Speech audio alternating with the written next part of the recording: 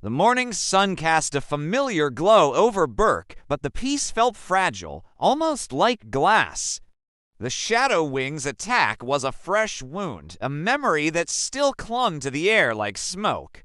I stood with Toothless near the forge, watching our friends and neighbors piece their lives back together, rebuilding the fishing boats that were our lifeline. Astrid came up beside us, her voice a little too bright. "At least the Shadow Wing is gone," she said, trying to lift our spirits. I managed a slow nod. Yeah, but something tells me that wasn't the end, and I was right. Far across the sea, shrouded in a thick, unnatural fog, a dark ship sliced through the waves. At its bow stood a man encased in black armor, his name a whisper of fear, Vargan, leader of the dragon hunters. Beside him, the terrified rattling of captured dragons filled the air. "The boy has found a way to control them," Vargan hissed, a cruel smile twisting his lips. "Good. Then he can show us how, before I take his night fury for myself." Back on Burke, our uneasy peace was shattered. Fishlegs came running, waving a scroll like his life depended on it. "Hiccup, you need to see this." He unrolled the paper, revealing sketches of strange, jagged metal contraptions found on the western shore. The design was all too familiar. "Dragon hunter traps," I said, my voice grim. "They're here." There was no time to waste. The riders assembled. Astrid vaulted onto Stormfly, Snotlout grumbled his way onto Hookfung, and the twins, of course, bickered while getting Barf and Belch ready. "All right, gang," I ordered, my mind racing. "We find the hunters, destroy their traps, and keep Burke safe. No risks." We don't know how many of them there are. We launched into the sky, the sea wind sharp and cold. The western cliffs were silent, an eerie, unnatural quiet that set my teeth on edge. Suddenly, Toothless froze in midair, his ears twitching, his body tense. Something's wrong. Before I could finish the thought, a huge net shot up from the cliffs below, ensnaring Meatlug and a screaming Fishlegs. "Help," he cried. Hookfing tried to melt the ropes, but another trap sprang, clipping his tail and sending him spiraling.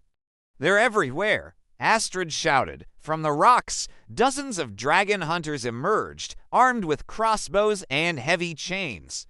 Vargan stepped forward, his grin dripping with malice.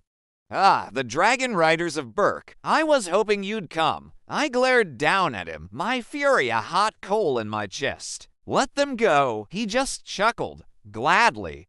"As soon as you give me your night fury," Toothless growled, a purple plasma blast building in his throat, but I held him back. "Don't," I whispered. "They want us to be reckless." Astrid understood. She dived with Stormfly, unleashing a volley of spines that tore through the hunter's nets. The rest of us followed her lead, dodging arrows and freeing our trapped friends. In the chaos, I saw our opening, Toothless, now. He fired a precise shot into the ground, creating a thick, disorienting cloud of smoke. As the hunters coughed and stumbled, we soared into the sky, making our escape. But a massive, chained harpoon launched from the smoke and struck Toothless's tail fin. He roared in pain, and we spun out of control, crashing hard into the forest below. I groaned, pushing myself up. "You okay, bud?" Toothless limped, his tail fins smoking and torn.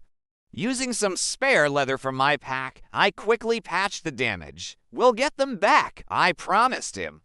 Meanwhile, the others had regrouped on the cliffs. "We lost them," Snotlout yelled in frustration. Astrid's jaw was set. "We go back for Hiccup," she said, her voice like steel. Nobody gets left behind. As night fell, Toothless and I crept towards the hunter's camp. Cages filled with terrified, captured dragons were lined up, ready for transport. They were going to sell them. We couldn't let that happen. Silently, we moved from cage to cage, unlocking them one by one, watching as dragons tasted freedom and vanished into the night. Just as I reached the last cage, a voice cut through the darkness. Looking for something, Vargan stood right behind me, a crossbow aimed at my heart. "You're brave, boy," he said coldly, "but foolish. Dragons, Dante, belong to you. They belong to whoever is strong enough to control them." I stared him down. "You'll never control them. Dragons aren't slaves." Before Vargan could fire, Toothless burst from the shadows, knocking him aside with a powerful blast. The camp exploded into chaos. Just then, Astrid and the others arrived, raining fire and spines down on the hunters. Vargan, seeing the battle was lost, scrambled onto a captured Gronkle and fled into the stormy sky. "This isn't over, boy," he shouted, his voice swallowed by the thunder. As the last of the traps burned, we stood together, watching the horizon. "He'll be back," Astrid said quietly. I nodded, feeling Toothless nudge my shoulder. "Then we'll be ready. Next time, we fight together, riders and dragons." A new dawn was breaking over Berk, but far away, a war was just beginning. Thanks for watching our latest adventure. If you loved this story, be sure to hit that like button, subscribe, and ring the bell so you never miss what happens next. See you in the skies.